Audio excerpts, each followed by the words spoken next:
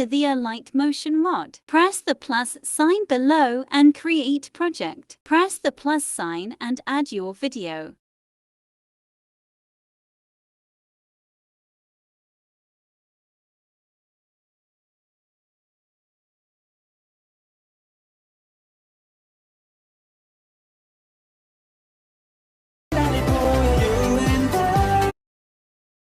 Then add the square shape and press Fill Screen.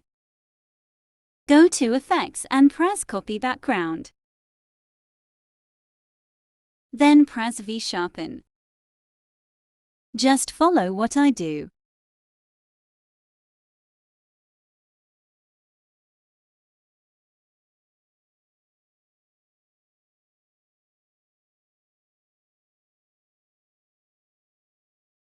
And that's it.